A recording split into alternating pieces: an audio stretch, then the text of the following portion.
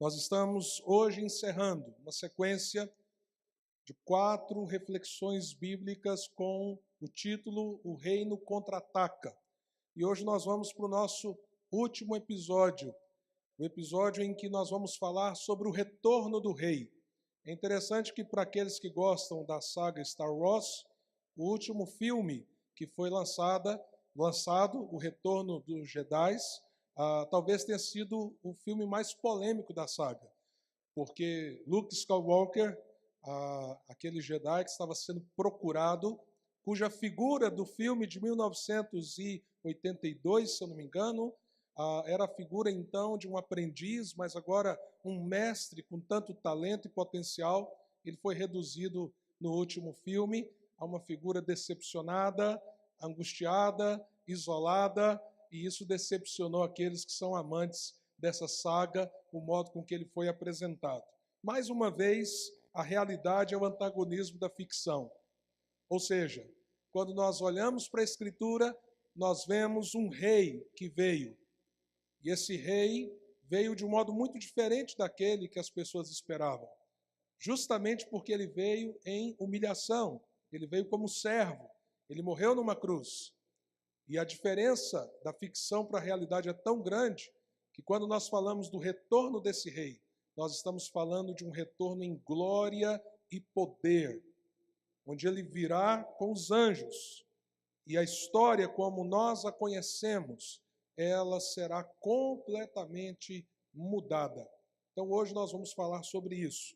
Nós temos no nosso boletim, o Flash, uma síntese, inclusive com alguns espaços para você anotar. Há alguém que não tem e gostaria de receber para ir acompanhando os pontos de reflexão, fazendo suas anotações? Se houver mais alguém, levante a mão, nossa equipe vai entregar, levar até você o material. Temos aqui também mais atrás, ali. Leiam também o artigo da capa e quero fazer um apelo a você. Vá a uma candeia essa semana. Vá a um pequeno grupo da nossa igreja. Pastor, mas eu não sei onde funciona, não sei quem lidera. Você tem uma lista nas costas do boletim, na última página do boletim. Vá lá para você compartilhar o coração, para você refletir sobre esse assunto que nós estamos tratando nessa noite. Então não perca essa oportunidade de, diríamos assim, massagear essas verdades dentro do seu coração, com outros irmãos, num grupo pequeno, nessa semana. Se mesmo assim você tiver dificuldade de localizar uma candeia, nós temos uma candeia funcionando aqui, na casa do departamento infantil. Eu não lembro agora de cabeça qual é o dia e o horário. Está ali o Cláudio, qualquer. Terça, 8 horas. Ou seja, depois de amanhã, você já tem candeia aqui, para você participar e ser muito edificado com seus irmãos em Cristo. E se você está aqui pela primeira vez, não conhece muito de Bíblia, aí que você precisa ir mesmo, para você tirar suas dúvidas e crescer em relação a esse tema. Então vamos lá, o retorno do rei, texto introdutório nosso é Apocalipse 11, verso 15. O 7º anjo tocou a sua trombeta e houve altas vozes no céu que diziam: o reino do mundo se tornou de nosso Senhor e do seu Cristo, e ele reinará para todo o sempre. Vamos ler juntos? Na verdade, eu quero que vocês leiam. Eu não vou ler junto, não. Não vou ajudar vocês. Quero que vocês leiam com uma voz fervorosa. O povo dessa igreja é presbiteriano, o povo dessa igreja é calvinista, mas é avivado. Então, por favor, com fervor, vocês não faz a minha língua queimar, não, em nome de Jesus. Tá? Vamos lá então. 1, 2, 3 e o 7.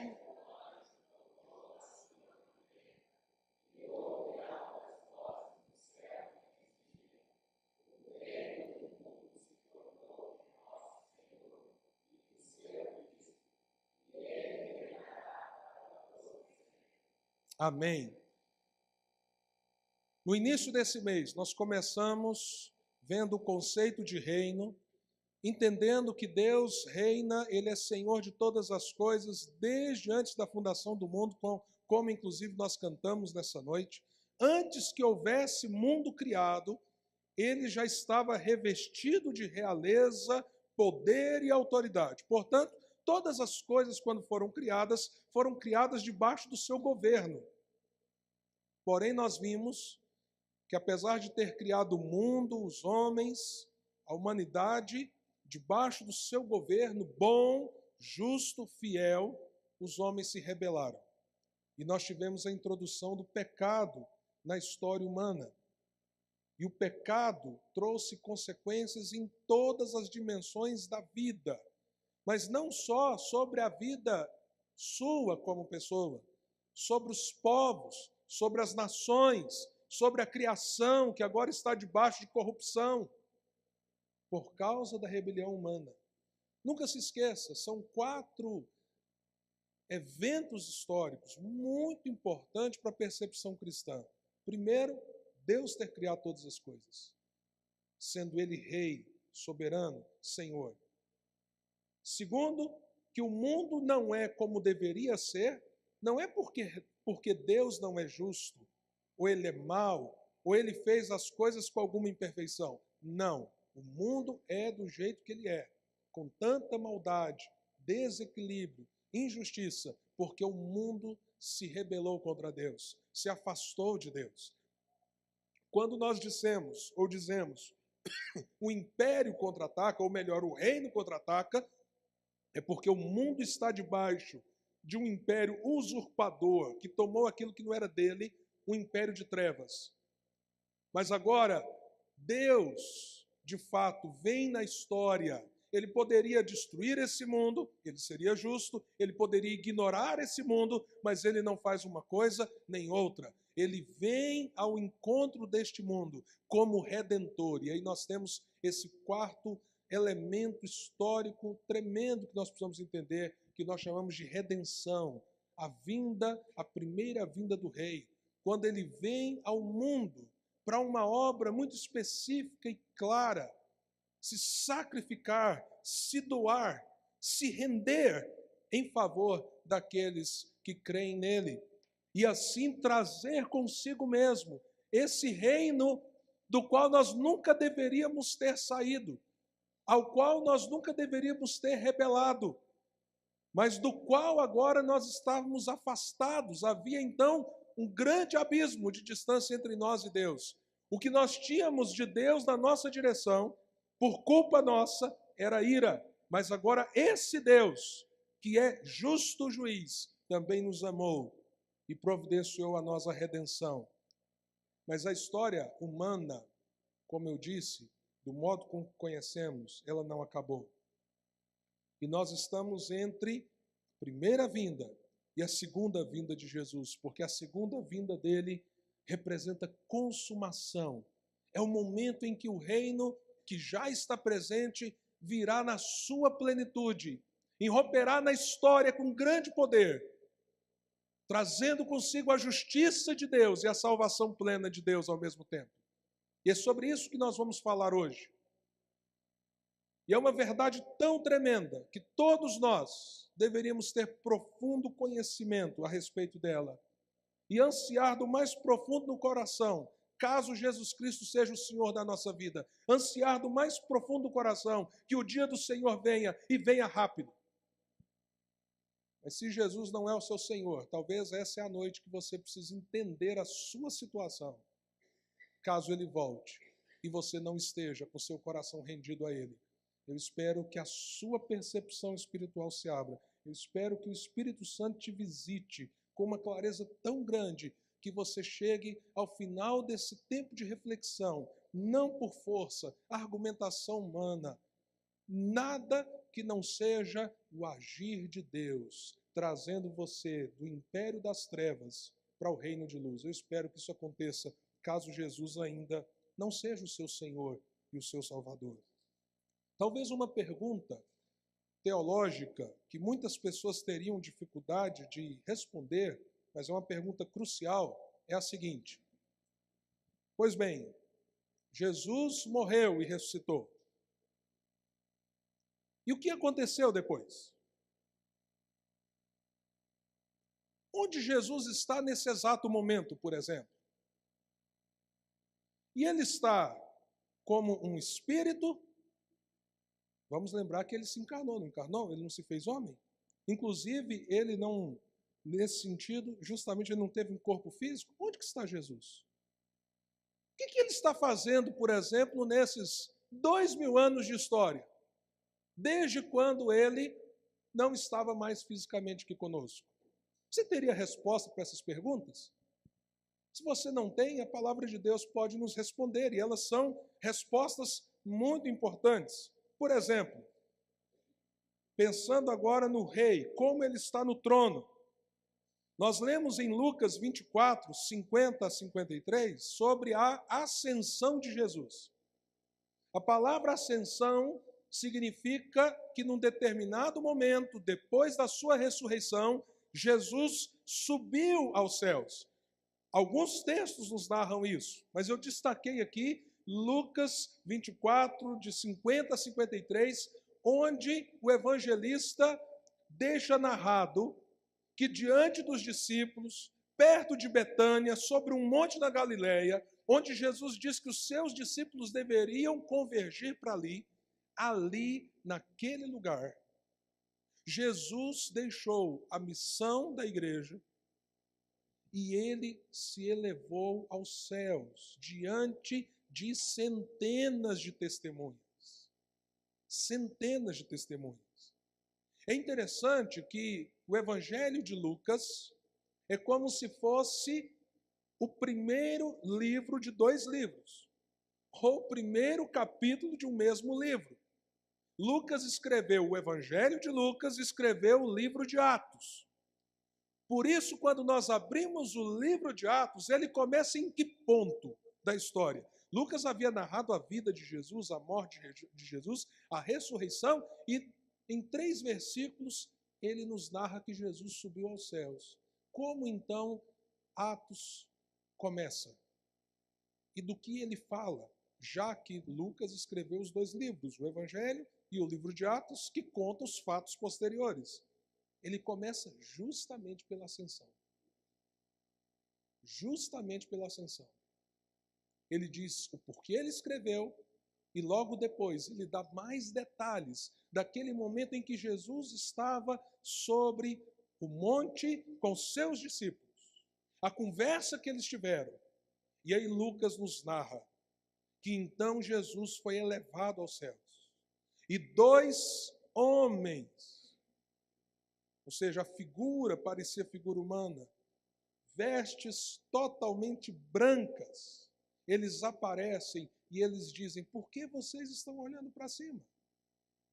Do jeito que vocês viram ele subir, ele voltará com poder e glória. Então nós temos ali, naquele monte, as últimas instruções de Jesus, a ascensão de Jesus aos céus e o anúncio dos céus: ele voltará, ele virá. Então, por que Jesus não está sobre a terra, andando no nosso meio? Porque ele foi elevado aos céus. Ele foi elevado às alturas, para depois descer dos céus uma segunda vez e vir até nós, como a palavra dele nos promete. Mas aí, o que aconteceu? Quando Jesus subiu aos céus, o que aconteceu? E aí é maravilhoso nós lermos o Salmo 24 como profecia messiânica. Porque o Salmo 24 que nós cantamos diz justamente o que aconteceu. Diz como ele foi recebido na glória, como o Senhor de todas as coisas. O Salmo 24 não está falando de você, nem está falando do rei Davi, e nem falando de outro governante. O Salmo 24 começa dizendo assim: quem subirá ao monte do Senhor? Quem entrará no seu santo lugar? Ou seja, quem tem autoridade para estar diante da santidade, da majestade do Pai? E logo depois ele diz: levantem portas eternas, não são humanas, portas eternas, levantem suas cabeças. Ou seja, quem está entrando é tão glorioso, é tão majestoso, que os portais eternos precisam se enlarguecer. E porque vocês, portas e portais eternos, devem se enlarguecer e crescer, para que entre o Rei da Glória. Quem é esse o Rei da Glória? É o Senhor, forte e poderoso. No Novo Testamento, a palavra Senhor é a palavra Kyrios. E ela serve para dizer, ou para designar, tanto o Pai quanto o Filho. Em muitas passagens do Novo Testamento, Jesus é chamado de Kyrios, Senhor. Então, quem entraria pelas portas eternas, cuja glória, majestade, poder, grandeza eram tão altos, que os portais eternos, cheios da glória de Deus, eram pequenos para que ele pudesse passar? O Rei da Glória. Isso aconteceu, sabe quando? Isso já aconteceu, isso não vai acontecer. Isso já aconteceu. Isso aconteceu naquele momento em que nós aqui na terra, os discípulos daqui da terra, viam ele subindo. E o que acontecia nos céus? Os céus se alargavam para recebê-lo, cheio de glória e poder.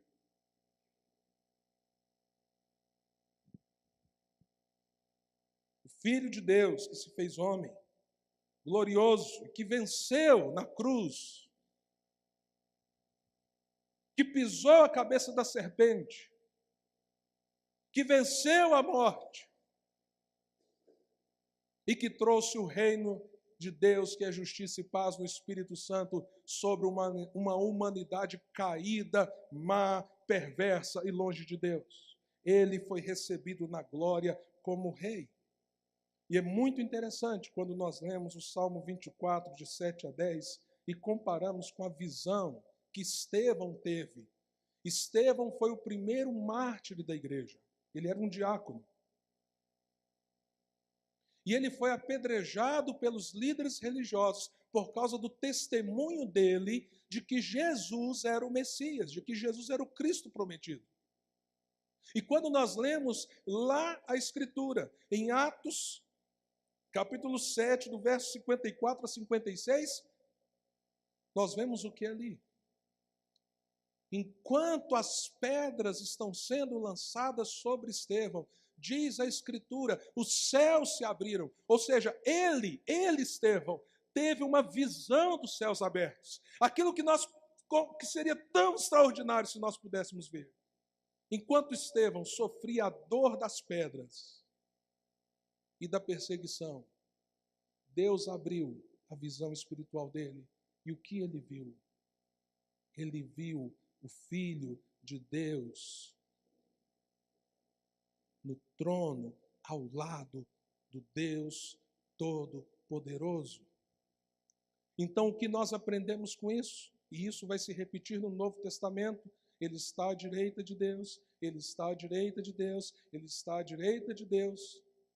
Lá em Apocalipse, aquele que se assenta no trono e é o Cordeiro. O que tudo isso nos ensina a respeito da realidade agora, nesse exato momento, enquanto você está aqui ouvindo essa palavra, isso nos ensina que o Senhor Jesus, que morreu com tanta vergonha e humilhação, com tanto opróbrio, e que ressuscitou, ele foi elevado aos céus, e ele não está dormindo em algum lugar, ele está à direita de Deus, ele está no trono, e ele reina agora, nesse momento, sobre tudo, sobre toda a história.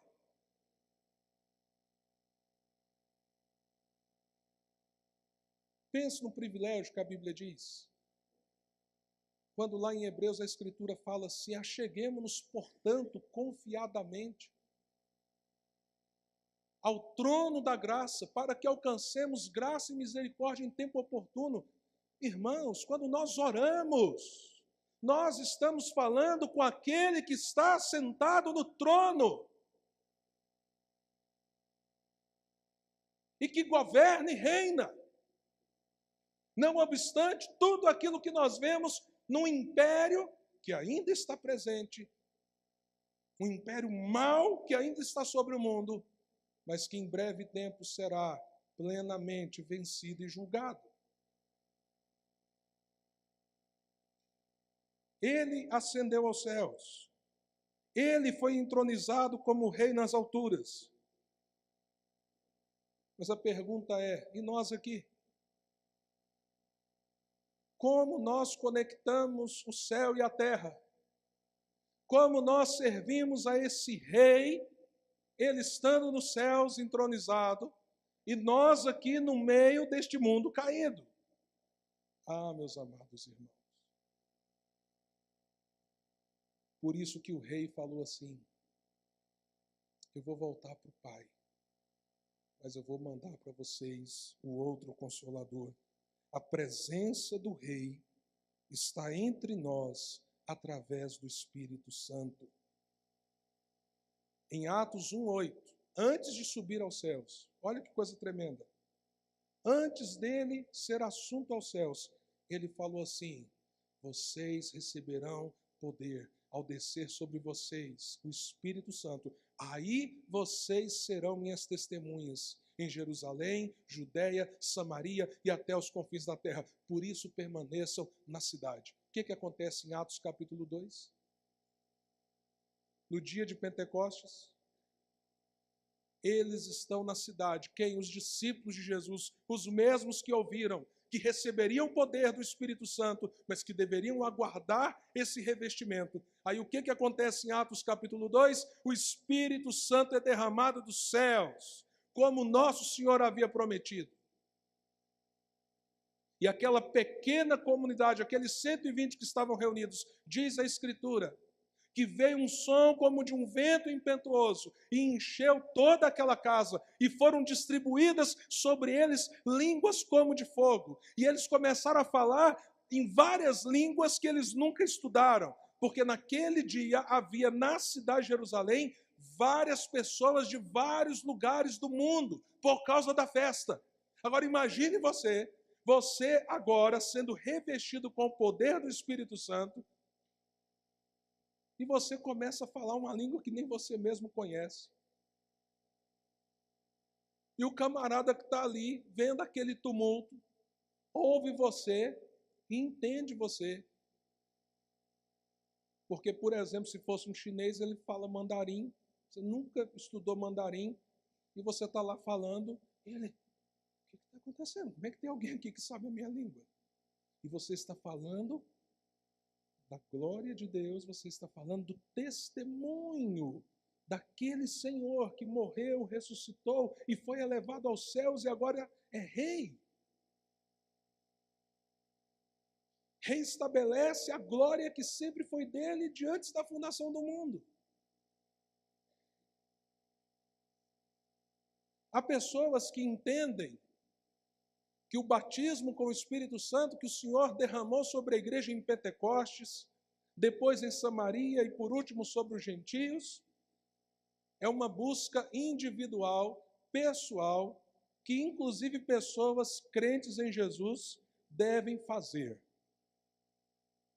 Uma doutrina que nós chamamos de a segunda bênção, o batismo do Espírito Santo como a segunda bênção. Biblicamente nós não cremos assim. Nós cremos que a igreja do Senhor Jesus foi batizada em Pentecostes, judeus, samaritanos e todos os não-judeus que fazem parte da comunidade dos santos. Agora nós precisamos entender uma coisa, porque temos o Espírito, há duas realidades sobre nós. Nós podemos ser testemunhas, de um lado, mas de outro, nós só podemos no poder do Espírito. Então nós precisamos de gente cheia do Espírito Santo de Deus. Gente que tem consciência que o Consolador já está no nosso meio, que a igreja já foi batizada e abençoada com a presença do Santo Espírito, mas que agora precisa viver de modo digno desta vida, porque o Espírito Santo habita em você, se você é de Cristo Jesus. E isso faz da igreja agente do Rei do Reino. Nós já falamos aqui algumas vezes. A igreja não é o reino. O reino é muito maior do que a igreja. Mas a igreja pertence ao reino de Deus. E a igreja é o seu agente sobre a terra. Existem duas dimensões da igreja. A dimensão da igreja como agente aqui na terra, o que nós chamamos de igreja militante, ou seja, nós somos um povo que está a serviço, em missão. E Mateus 28, 18 a 20 é muito claro em dizer isso. Vocês devem ir, portanto, primeiro Jesus diz, toda autoridade, o que, gente? Vocês lembram? Toda autoridade me foi dada no céu e na terra. Vão, portanto, e façam discípulos de todas as nações, batizando-os em nome do Pai, do Filho e do Espírito Santo, ensinando-os a guardar todas as coisas que vos tenho ordenado, e eu estarei com vocês. Quantos dias, gente? Todos os dias, até a consumação dos séculos. O que é a consumação dos séculos? O dia do Senhor, o qual nós referimos nessa noite. E como Ele está conosco, se ao mesmo tempo Ele está sentado no trono? E eu vou dizer uma coisa, Jesus continua tendo corpo. E Jesus continua sendo 100% Deus e 100% homem. Como Jesus está conosco todos os dias? Como é que você sabe que Ele vai estar amanhã, segunda-feira, com você? Por causa do Espírito. O Espírito Santo é o meio pelo qual Ele está presente conosco, em todas as situações, em todas as circunstâncias, se nós cremos nele e pertencemos a Ele. Então, disso nasce uma missão. Meus amados irmãos, igreja e missão são coisas totalmente vinculadas. Porque, como eu disse, existe a dimensão da igreja em missão. Quem são esses? Somos nós que estamos agora. Mas Paulo, Pedro, Calvino, Wesley, e tantos e tantos e tantos outros que já viveram nesse mundo e já morreram, eles são igreja, mas eles não estão em missão. Sabe por quê? Porque eles já estão reinando com Cristo. Eles estão na presença do nosso Senhor até aquele dia que o Senhor volte. A eles não é dada a tarefa de alcançar essa geração, mas a nós, igreja presente nesse mundo, batizada com o Espírito Santo de Deus, com autoridade espiritual, servindo o Rei, nós somos chamados para uma missão. E a missão central é glorificar a Deus, fazendo discípulos. Se tem alguém perto de você que ainda não conhece Jesus, não entende nada da fé, às vezes até se tornou seu amigo ou amiga, e nunca você se sentiu incomodado em anunciar a essa pessoa o reino de Deus, eu quero dizer uma coisa a você, você não está entendendo qual é a sua missão como igreja. A sua indiferença é sinal de que tem muita coisa da Escritura e muita coisa sobre o reino que você está ignorando. Nós não estamos nesse mundo, irmãos, para ganhar dinheiro. Nós podemos ganhar dinheiro. Inclusive, isso ser uma bênção para o reino. Mas não é para isso que nós estamos nesse mundo. Nós não estamos no mundo para acumular bens. Deus pode te dar muitos bens. Não é esse o problema. Mas não é o fim da sua vida. Não é o objetivo da sua vida. Nós não estamos nesse mundo para acumular títulos e mais conhecimento, não fazendo disso nada que sirva para o reino de Deus, a não ser a sua glória pessoal, a sua satisfação pessoal, a sua felicidade pessoal. Se é assim que você pensa, se é assim que você sente, eu acho que ou você precisa pedir um reavivamento espiritual, ou então você precisa se perguntar se você de fato é cristão. Porque vir na igreja é uma coisa, pertencer à igreja do Senhor Jesus é outra.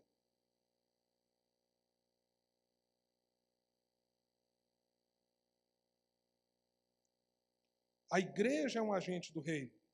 E isso significa que a igreja está em expansão. Por favor, depois leia aquele texto de 2 Coríntios 5, 17, 21. E assim, se alguém está em Cristo, nova criatura é. Nós fomos reconciliados e recebemos o ministério da reconciliação. Isso é papel nosso, como igreja militante. E aqueles que morreram em Cristo, onde estão? Estão com Ele em glória, reinando.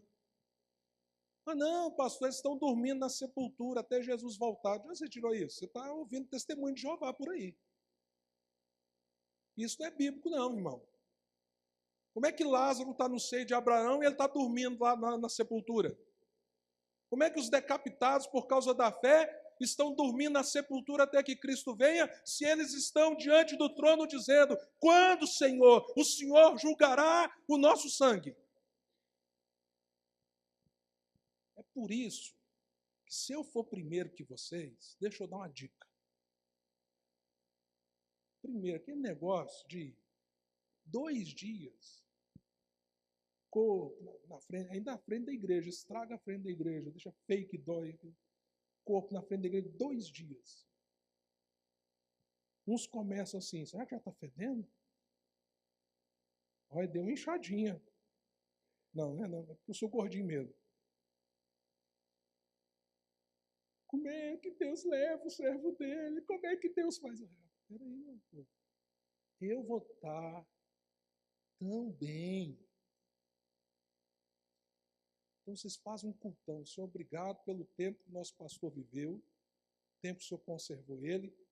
Agora o Senhor está dando para ele um tempo sabático. Não tem hotel 5 estrelas tão bom onde ele está agora. E ele está lá na glória do Senhor. Só que é o seguinte, Senhor, a missão continua aqui. Nós temos que fazer a coisa acontecer até o Senhor levar cada um de nós, ou então o Senhor voltar. É assim, gente.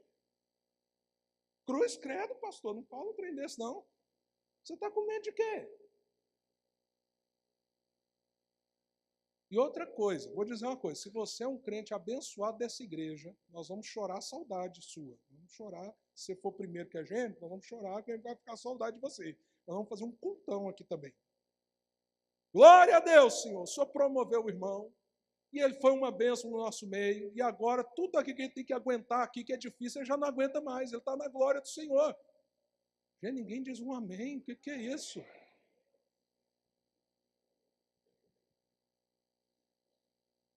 Então, a igreja está em missão no que nós chamamos de era evangélica. É o que 1 Pedro 2,9 diz. Vocês são raça eleita, sacerdócio real, nação santa, povo de propriedade exclusiva de Deus, a fim de anunciar as virtudes daquele que vos chamou.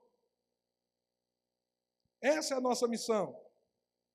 E enquanto nós estamos em missão, os sinais da chegada plena do reino, porque o reino já está presente, mas ele está vindo em plenitude. Os sinais de que o reino está chegando, de que o rei está voltando, eles estão em processo na história. Por isso Jesus disse assim: vocês não veem a figueira? Sabe quando chega o verão, tanto tempo depois, ela vai dar fruto? Vejam os sinais do reino. Observe os sinais do reino. E os discípulos estavam falando sobre o quê? Sobre a segunda vinda dele. E aí nós temos, para que você entenda alguns desses sinais, alguns sinais que são muito claros de que eles estão em atividade no mundo. E não só em atividade, eles estão cada vez se tornando mais intensos. Eles existiram desde o momento que Jesus subiu aos céus. Eles já estavam em manifestação no mundo que nós vivemos. Mas à medida que a segunda vinda de Jesus se aproxima, esses sinais se tornam cada vez mais nítidos, mais intensos, mais perceptíveis. E isso deveria fazer com que eu e você percebêssemos para onde a história humana está indo. Que sinais são esses? Sinais da graça. O que Jesus falou para a gente observar? Ele falou lá em Mateus 24:14 o seguinte: que o evangelho do reino será pregado a todas as nações, e então virá o fim. A graça de Deus está agindo no mundo. Deus está levando pessoas para Cristo, e isso está acontecendo agora. Se você saísse do Brasil para plantar uma igreja na China, você ia ter um grave problema. Ninguém pode abrir uma porta. Ninguém. Para pregar o evangelho na China. Isso é proibido. O Estado controla a religião. E assim acontece em muitos outros lugares da China. Ou melhor, do mundo, não só na China. Se você entrar na Arábia Saudita com uma Bíblia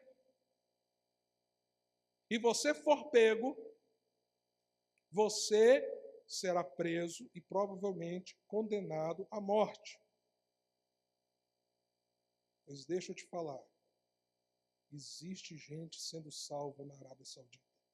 Existem estações de rádio colocadas na Europa, apontados para a Arábia Saudita, e o evangelho está chegando lá, e gente está aceitando o evangelho lá, porque o rei do reino disse: observem, o evangelho chegará a todas as nações, por mais que haja opressão, por mais que haja guerra contra o nome de Jesus, o evangelho será anunciado. Na China, que eu acabei de citar, que você não conseguiria abrir uma igreja e falar assim, pôr uma placa lá e dizer só, venham aqui, culto todo domingo. Isso é impossível. Na China, há pesquisas que mostram que 30 mil pessoas se convertem por dia.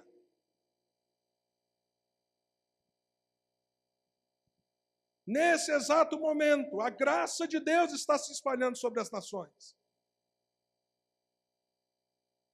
Existem previsões de que é possível, em cerca de 25, 30 anos, termos algumas porções do Evangelho, talvez o Novo Testamento e, quem sabe, toda a Bíblia, em todas as línguas que ainda não têm o texto bíblico. Isso é sinais dos tempos, meus irmãos. E a promessa lá em Joel, capítulo 2, 28, é que o Espírito seria derramado sobre toda a carne. O que significa toda a carne? Que todos os povos verão a salvação de Deus. Não todos os indivíduos, mas todos os povos. E isso está acontecendo na história. E é papel nosso como igreja promover isso. E Jesus só voltará quando cumprir o que Paulo disse em Romanos 9:11. Quando a plenitude dos judeus e dos gentios se cumprir. Ou seja, por que Jesus não voltou até hoje? Vou te dar um exemplo.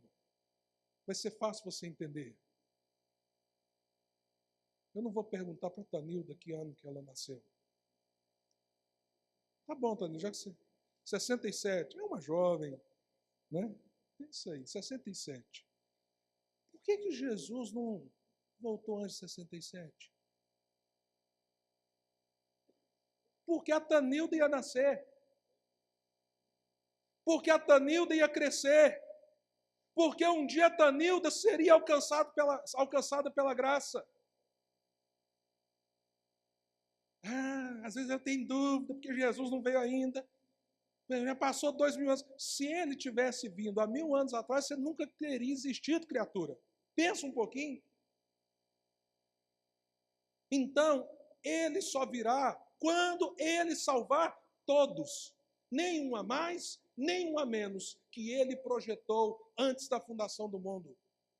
Agora, o fato de que gente está sendo salva, gente está sendo salva, gente está sendo salva, geração após geração, isso significa para nós, está se cumprindo essa plenitude, está se cumprindo essa plenitude. E no dia que ele sabe, eu não sei, você não sabe, ele tiver alcançado todos aqueles, dentre todos os povos, para serem filhos dele, igreja dele, noiva dele, ele voltará.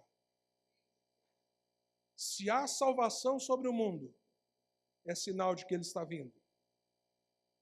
Mas também nós temos sinais de oposição, ou seja, há um reino de trevas se opondo.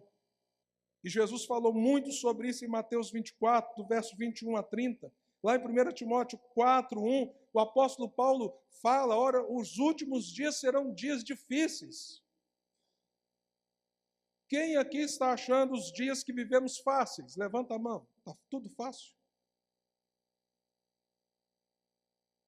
Preciso perguntar se os últimos dias são difíceis? Toda vez que você disser assim, nossa, mas esse mundo está terrível. Jesus falou que seria assim. Isso é sinal de que ele está vindo. Aí o que você faz? Né? TSJ reúne, você fica revoltado no outro dia, ou no mesmo dia ainda. STJ, desculpa. STF. Supremo Tribunal Federal. Aí você fica assim, irado. Porque é o seguinte, tu vai ficar irado de todo jeito. Porque tem uns que querem uma coisa, tem outros que querem outra. E vai indo por aí. Aí fica irado. E aí você ouve umas argumentações assim, você pensa assim, esse cara estudou tanto, eu acho que eu sou tão besta. Será que ele não sabe que eu estou entendendo o que ele está falando? E que ele não está cumprindo o papel dele? Que ele está sendo passional? Aí você fica irritado com isso. E aí você fala assim, esse mundo está acabando mesmo. Aí você fala assim, glória a Deus! Jesus está voltando. Olha o sinal. Então larga de agir como ímpio. Não tem jeito. Não dá, não tem esperança mais não. Eu sou brasileiro, não tenho esperança. Como é que você não tem esperança? Bom, se a sua esperança está nos políticos, se a sua esperança está no governo, se a sua esperança está na economia, agora, se a sua esperança está em Cristo, como é que não tem esperança? Então haverá tribulação, apostasia. Você sabe o que é apostasia? A Bíblia fala sobre isso. Gente que parecia ser gente da gente, negando a fé, se distanciando da fé. Eu quero, inclusive, dizer para você, toda vez que você ver gente pregando mentira, enganando o povo, tirando o dinheiro do povo, em nome de Jesus, não defenda só porque a pessoa tem um título, por exemplo, de evangélico. Se ele engana assim e ainda se chama de apóstolo, aí você fala assim, aí realmente está muito claro para mim. Não defenda, porque existe apostasia até que Cristo venha. Gente com cara de crente, com andar de crente, com Bíblia de crente, mas que não tem a fé do rei, não tem o evangelho no coração. E essa é uma marca de oposição ao reino de Deus e sinal dos tempos. Haverá falsos profetas, falsos mestres, falsos cristos. E a Bíblia fala com clareza também que além de falsos cristos, haverá o falso Cristo por excelência. O anticristo, ou como Paulo gosta de chamar, o homem iníquo. A igreja precisa ter a compreensão de que se levantará alguém com grande autoridade sobre o mundo e se levantará contra Deus e contra a igreja de Deus. E no meio de grande apostasia da fé. E quando isso acontecer, não se assuste. Diga, glória ao teu nome, Senhor. O teu filho está chegando. A Bíblia fala de uma grande, terrível tribulação próxima da vinda do Senhor. Há uma linha teológica triunfalista que diz que o Senhor vai levar a igreja. Que a igreja que estava aqui embaixo vai subir. E durante essa grande tribulação, nós vamos estar lá nas bodas do Cordeiro, que é bíblica, e o pau vai estar quebrando aqui embaixo. Irmãos, o problema é que a gente não lê isso na Bíblia. O que a gente ouve dos apóstolos do Senhor Jesus e do próprio Senhor Jesus, por exemplo, Jesus diz que esses dias foram abreviados por causa de quem? Alguém lembra? Dos eleitos. Os dias dessa grande tempo de tribulação foram abreviados por causa dos eleitos. Isso já começou, pastor? Isso ainda começará, pastor? Eu penso que pode ter até começado. Mas enquanto tudo está ainda tão confortável para você, é sinal de que pelo menos sobre você não chegou ainda.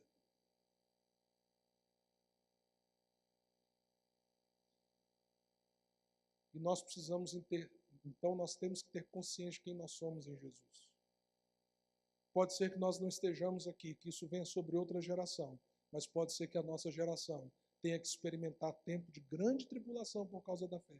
E nós precisamos amar o nosso Senhor de todo o coração e dizer, Senhor, capacita os teus filhos. Mas há também sinais de juízo. Deus permitindo guerras, terremotos e fome. Mateus 24, 6 a 8, Lucas 21, 9 a 11, Marcos 13, 7 a 8 e tantos e tantos e tantos outros textos. Ou seja, Deus permite sofrimentos sobre a terra porque a terra está cheia de maldade e o juízo de Deus vem também sobre os povos. E isso irá acontecer até que o rei retorne. Agora pergunta. Eu sei que vocês estão recebendo uma dose cavalar nessa noite. É muita coisa numa noite só. Eu espero que você nessa noite consiga criar um pensamento mais estruturado sobre a segunda vinda de Jesus. Se você conseguir fazer isso e aplicar isso ao seu coração, nos compromissos que você deve ter com o rei, o meu papel nessas 4 semanas estará cumprido como pregador. Eu não espero que você saiba tudo isso de cor, eu não espero que você entenda todos esses detalhes, mas eu espero que você tenha uma figura da história humana e de como o reino está agindo na história.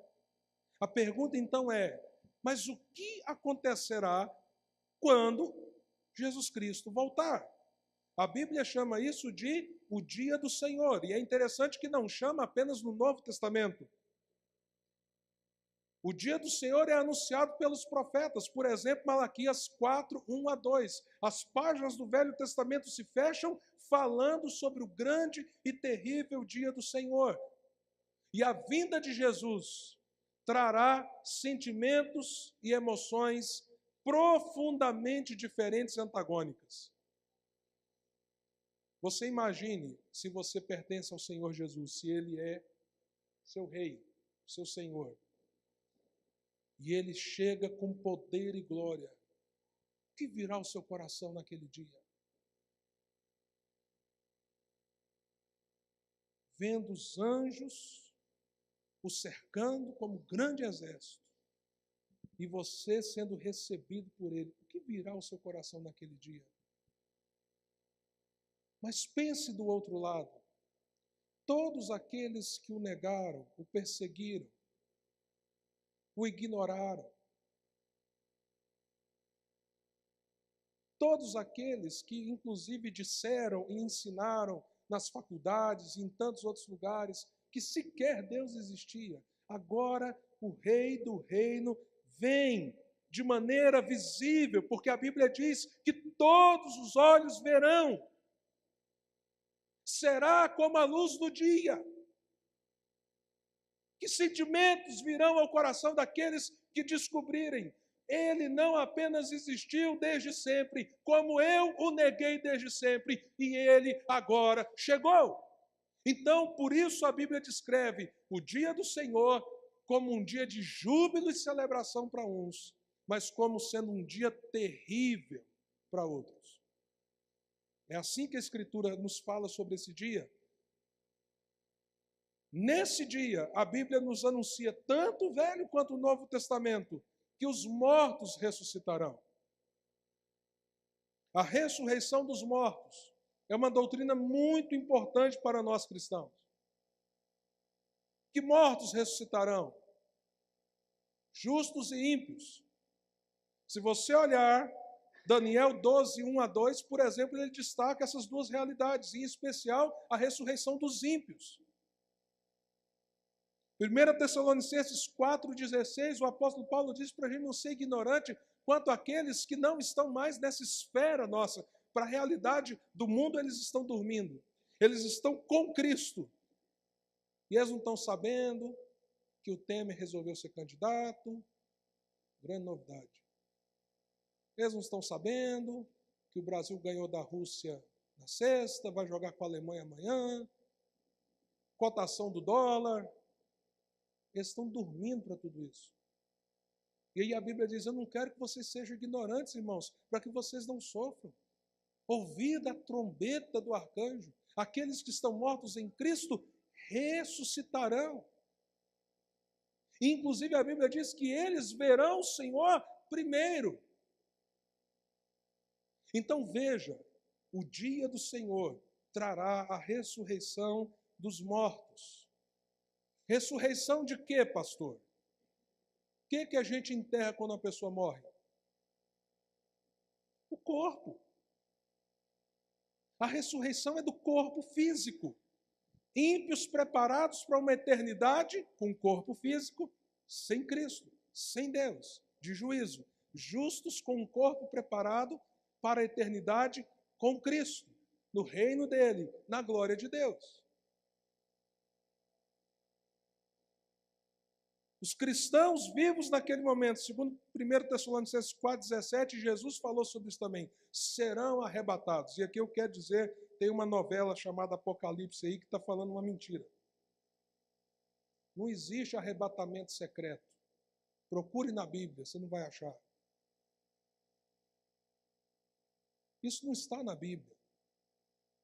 Secretamente, estou aqui na igreja, sentado, ele é o rei. Aí eu olho aqui, o Eduardo estava aqui. Como que foi parar? O fulano também, o fulano sumiu, foi mais estranho. Ah, mas tudo bem, né? Deve ter ido aí a algum lugar. Ele é o rei. E eu fiquei. Eu não fico de jeito nenhum. Não, irmãos. A Bíblia fala de um arrebatamento visível da igreja do Senhor sendo transformada. E eu quero dizer uma coisa para você. Sabe por que a Bíblia diz que a igreja será como uma noiva sem rugas, sem mácula? Você sabe por que a Bíblia diz isso? Não é porque até lá você nunca mais vai pecar, não. Seria muito bom, mas isso não vai acontecer. É porque quando nós formos levados, nós seremos transformados, a nossa natureza caída será arrancada, como já foi arrancada daqueles que estão em Cristo, porque já morreram nele. E aí virá o juízo final. Apocalipse 20, versos 11 a 15, nos fala sobre isso. E aqui tem uma notícia boa e uma notícia ruim para você. Você quer ouvir primeiro a boa ou primeiro a ruim? Então vamos falar da ruim. Você vai estar lá no juízo final. E a notícia ruim é que você vai ser julgado. Porque a Bíblia diz que nós seremos todos julgados conforme as nossas obras. Vou dar o exemplo que vai acontecer comigo. Num determinado momento eu teria que estar diante do trono. E diante de mim vai estar toda a minha vergonha. Vocês vão assustar. Jean, você fez isso. Gente, vai gastar tempo, hein? Isso. Contra o rei. Por isso que a Bíblia diz que ninguém deve se enganar. Não há segredo que se tornará oculto diante do tribunal de Deus. A gente tem que ter temor de Deus, irmãos.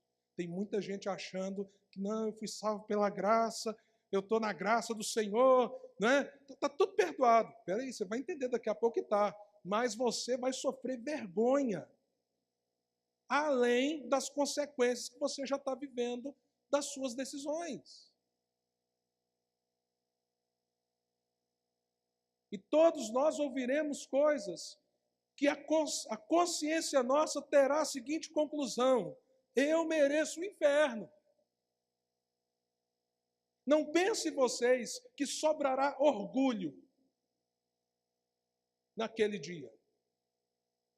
Não pense vocês que alguém terá a coragem de levantar a cara diante do rei e dizer assim: peraí, Senhor, isso aqui eu não concordo, não. Peraí, isso não é bem assim, não. Senhor, no meu tempo, o pessoal dizia que isso não era errado, que podia. O rei já falou. Ninguém vai ter nem coragem de dizer isso para ele. Posso agora chegar com a notícia boa? Agora, se você é súdito do rei, o que vai acontecer? Você será julgado pelas suas obras. E quando chegar o momento do veredito, diante do rei, eu vou ouvir, e eu espero que você ouça. Jean, diante de tudo isso, você está absolvido. Porque o seu nome está no livro da vida.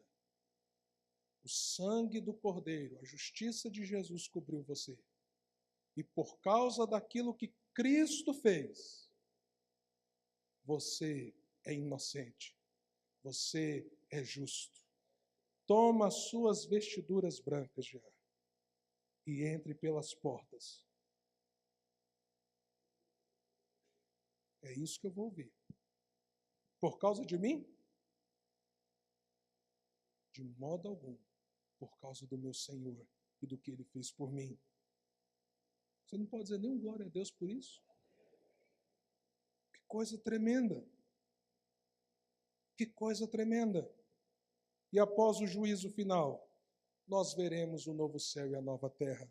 Temos uma descrição em Apocalipse 21, de 1 a 8, e ele enxugará dos olhos toda lágrima, não haverá mais pranto, nem dor, nem luto, pois as coisas antigas passaram e tudo se fez novo. Porém, aqueles, e aí vem uma lista de pessoas com seus pecados. O que lhe sobra é o lago que arde com fogo e enxofre, a saber, a segunda morte. Ou seja, há duas realidades profundamente diferentes. Aqueles que estão em Cristo, novo céu e nova terra. Aqueles que não estão em Cristo, condenação eterna e morte eterna longe de Deus. A igreja precisa ter a coragem de pregar isso. Nós temos nos acovardado de dizer o que a Bíblia diz. Deus é um Deus justo, porque Ele é justo. Ele condenará alguns e absolverá outros. Ele absolverá aqueles cuja justiça de Jesus está sobre eles. Porque nenhum de nós é justo por si mesmo. Mas todos aqueles que nunca receberam a Cristo terão uma eternidade de sofrimento longe de Deus. Deus estará lá com a sua ira eterna, mas nunca com o seu amor e a sua misericórdia. E os pecadores precisam saber disso. Ah, mas se Deus é amor, como que Ele faria isso? A Bíblia diz que Deus é amor, mas a Bíblia diz que Ele é justiça. E se você acha injustiça e se indigna com a postura do Supremo Tribunal Federal, com a corrupção de alguns homens que estão no poder e assim, assim, assim, imagina Deus que é justo, justo, justo, santo, santo, santo. Então Ele trará o seu amor, o seu perdão, a sua misericórdia para aqueles que se tornam súditos do rei, mas para aqueles que vivem em rebelião contra Ele. Ai de você, está vindo o grande e terrível dia do Senhor, em que todos serão julgados. E isso é o que a Bíblia ensina, meus amados. Graça e justiça. É isso que a Bíblia ensina. Vamos então ver aqui rapidamente o diagrama, para a gente tentar visualizar isso. Esse foi o diagrama que nós vimos na semana passada. Entre a primeira vinda, o já do reino, até a segunda vinda, representada por esse sol, porque está vindo aquele que é o sol da justiça, cheio de glória. E esse tempo é o tempo da proclamação do Evangelho. Esse é um detalhe, talvez, que eu tenha que dizer, eu sei que estou me alongando um pouco. Não existirá pregação do Evangelho depois da segunda vinda. A era do Evangelho é essa. A pregação, arrependam-se e creiam, é para agora. Esse é o tempo da missão da igreja. É o que Jesus falou. Mas vamos para um segundo diagrama, e ele vai sendo construído aí. Lembra que eu falei? Agora você pensa, nós estamos no final desse tempo. A segunda vinda está chegando. O que nós temos lá? Grande tribulação, apostasia da fé, manifestação do anticristo. Próxima segunda vinda. Os outros sinais estão em toda a história se manifestando. proclamação do reino a todas as nações. Isso tudo está acontecendo. Então vem o dia do Senhor, que encerra a era evangélica, a era da pregação. E aí o que irá acontecer no dia do Senhor? Vejamos. A ressurreição dos mortos, o juízo final, o novo céu e a nova terra, como também o lugar de juízo eterno. E aí começará a era vindoura, em que nós estaremos com o nosso Senhor. Por isso o Apocalipse, que foi escrito para nos lembrar que Ele está vindo e nos mostrar os sinais da sua vinda. Apocalipse, depois dos Salmos, é o livro com mais cânticos da Bíblia. Você já parou para perceber isso?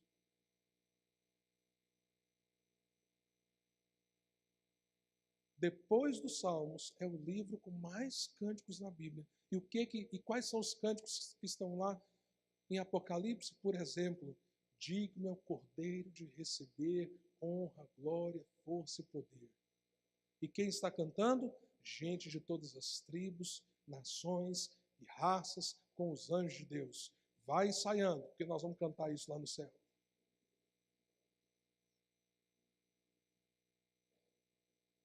Ao que está sentado no trono e ao Cordeiro pertence a salvação. Nós vamos cantar isso lá no céu. Segundo Isaías, nós vamos cantar: Santo, Santo, Santo é o Senhor, a terra está cheia da sua glória. Mas pastor, se Jesus voltou, como é que a terra está cheia da sua glória? Porque Ele fará novo céu e nova terra. Você não vai ser um espíritozinho flutuando. Eu nem gosto daquela expressão que muito crente gosta. A gente tem que ganhar alma, ganhar as almas. Crente caça fantasma, a gente ganha pessoas. Nós ganhamos pessoas. Você pode até não gostar muito do seu corpo, meu irmão, minha irmã, mas você devia glorificar a Deus pelo seu corpo. Se Deus não gostar do seu corpo, Ele não ia te ressuscitar. Ele vai ressuscitar o seu corpo, aperfeiçoado, incorruptível, cheio de glória, mas é o seu corpo, você vai andar. Você vai comer. Pastor, o que é isso? A gente vai comer no novo céu e na nova terra? Como é que você vai participar da ceia, camarada? Pão e vinho. Se vai ter pão e vinho, a gente vai comer. Eu estou numa expectativa de uma picanha celestial, já falei isso aqui na igreja. Porque se a picanha, com o mundo caído, o trem é bom daquele jeito, imagina uma picanha celestial, 2 dedos de gordura, não entope veia, você come. O que é isso, gente? Novo céu e nova terra. Preparados para quê? Para a eternidade. E aí nós vamos cantar. Nós vamos cantar muito. Por isso que a igreja precisa adorar. Porque enquanto nós adoramos, nós já estamos vivendo um pouquinho daquilo que nós vamos viver na eternidade dos céus, adorando o Cordeiro dia e noite. E dia e noite sem noite, porque diz a Bíblia que não haverá mais escuridão. E diz a Bíblia que o que vai brilhar é a glória do nosso Senhor sobre nós. Algumas implicações rapidamente. Tudo isso nos mostra, de uma maneira geral, que a história está seguindo um curso. Esses dias o Jean Filho chegou para mim e falou assim: pai, eu tenho um professor muito inteligente. E ele disse que a história ela é cíclica, ela se repete, repete, repete, repete. Eu falei para ele: Jean Filho, essa é a visão grega da história. Existem 3 visões sobre a história. Uma é a caótica, que os nossos filhos estão aprendendo na escola. As coisas vieram do nada. Teve lá uma mistura de alguns gases, não sei o quê. Aí, puf, surgiu a primeira bactéria. Aí, puf, surgiram as outras coisas. Aí está o mundo aí do jeito que está, você aí do jeito que você é. Visão caótica. Para onde nós estamos indo? Ninguém sabe. Pode vir um meteoro, arrebentar com todo mundo, pode vir uma doença, matar a humanidade. Visão caótica. Ou nós podemos nos evoluir tanto, criar tanta tecnologia, que daqui uns dias você não precisa nem de corpo, você vai ficar com um corpinho dentro de casa e um robozinho vai sair, você vai fazer as coisas. Deus me livre, ia ser chato demais. Visão grega. Visão cristã. Ou seja, algumas coisas se repetem, mas é como uma espiral. Tudo está indo numa direção. E ponto, o dia do Senhor. A gente precisa pensar nisso. A redenção tem um aspecto universal e cosmológico. Isso é tremendo. Nem todas as pessoas serão salvas, mas pessoas de todos os povos, línguas e nações serão salvas. E a Bíblia diz que a natureza geme aguardando a manifestação dos filhos de Deus. Por quê? Porque ela será livre do seu cativeiro. Em outras palavras, nós temos que ter uma perspectiva ecológica. O cristão tem que ter uma visão ecológica. Primeiro, porque o mundo é um mundo criado por Deus. Segundo, porque esse mundo, como vai acontecer com o meu corpo, ele será a semente da nova terra. Há a promessa de restauração para o cosmos, para a natureza que foi afetada pelo pecado. Em seu amor e bondade, Deus será totalmente justo. Saiba de uma coisa, eu posso não entender muita coisa sobre a vinda do Senhor Jesus e como algumas coisas vão se processar, mas uma coisa eu digo para você, Deus será 100% justo com aqueles que estão em Cristo e com aqueles que não estão em Cristo. Em Cristo, você foi plenamente justificado. Fora de Cristo, o juízo de Deus e a justiça de Deus virá contra você plenamente. Plenamente. A igreja, enquanto isso, é agente do reino no poder do Espírito. Isso é agora, irmãos. É a nossa missão, é o nosso chamado. E evidentemente que tudo isso traz implicações pessoais.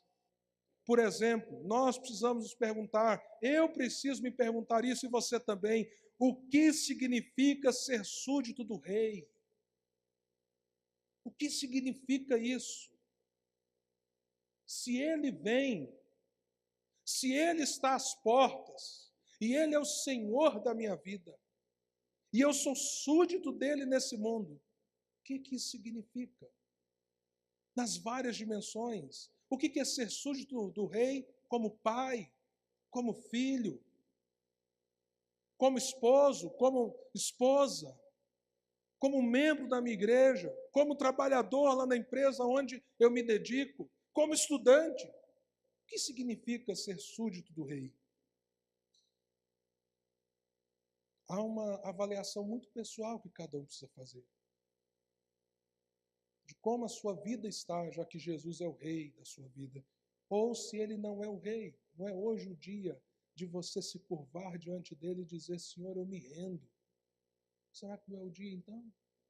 Você dizer no seu coração, Senhor, como eu vivi longe de ti, nessa noite eu estou entendendo para onde a história está indo, entendendo o que está acontecendo, entendendo o mundo como ele é, e eu quero me render a ti.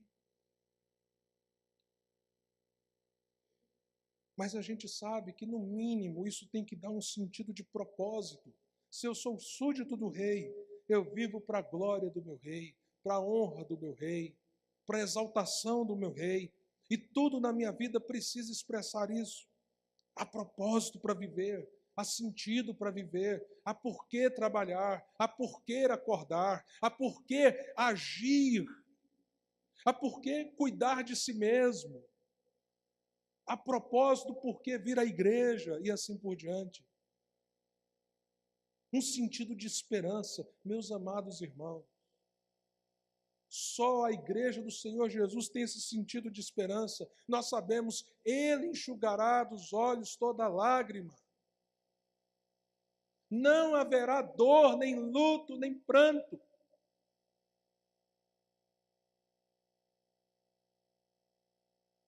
Talvez você está vivendo um momento tranquilo na sua vida.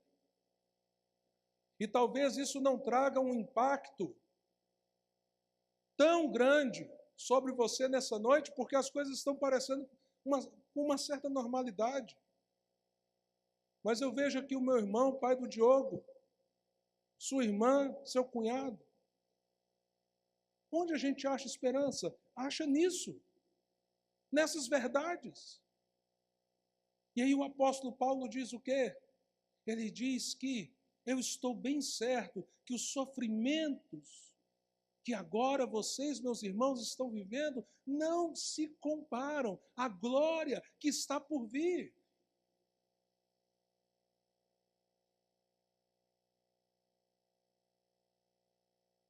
Pode ser o sofrimento que for, meus irmãos, é pequeno demais, perto do que o Senhor reservou para nós.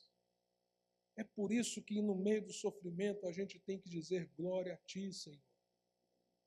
Glória a Ti, Senhor. Porque eu tenho esperança. E aí sentido de escolha. Senhor, por que o Senhor me deu esse trabalho? Senhor, por que o Senhor me deu essa família? Senhor, por que eu vivo nessa cidade? Quais os propósitos que o Senhor tem para a minha vida hoje, amanhã? As decisões que eu tenho que tomar, como eu vou lidar com aquele funcionário, como eu vou lidar com aquela crise, como eu vou lidar com a minha dificuldade econômica, como eu vou lidar com as coisas da vida. Se você entende o reino e o reino que está por vir e a presença do reino hoje, você começa a olhar as coisas por uma outra ótica. E as suas escolhas práticas começam a mudar. Porque você está em busca do que é eterno, não do que é passageiro e efêmero. Você sabe que Deus usa o que é passageiro e efêmero para promover coisas eternas, mas você sabe que não são as coisas efêmeras e passageiras o seu sentido de vida, mas aquilo que Deus preparou para você e a missão que você tem para cumprir. Isso muda tudo. Isso muda tudo. Entre o passageiro e o eterno, a gente começa a fazer outras escolhas completamente diferentes. Tem um amigo meu, muito querido, que fez um compromisso com outro amigo. A Bíblia descreve algumas paisagens do novo céu e nova terra. E fala de uma praça onde está plantada a árvore da vida. Você pode considerar isso simbólico ou você pode considerar isso literal. Isso para mim não é um problema. Mas um amigo meu que considera isso literal, ele disse o seguinte, ele chegou para o irmão e falou assim, eu estou marcando com você para 2200 um encontro na praça da Árvore da Vida, lá na Glória. Quem chegar primeiro espera o outro, combinado? Parece estranho, né? Mas que coisa tremenda. É para lá que nós estamos indo. Lá é o nosso lugar. Toda vez que você se sentir assim, eu não estou no meu lar. É como se eu não estivesse na minha casa. Você está certo. Você é um peregrino. Nós estamos indo para lá, para o novo céu e a nova terra. Curve a sua cabeça e vamos orar.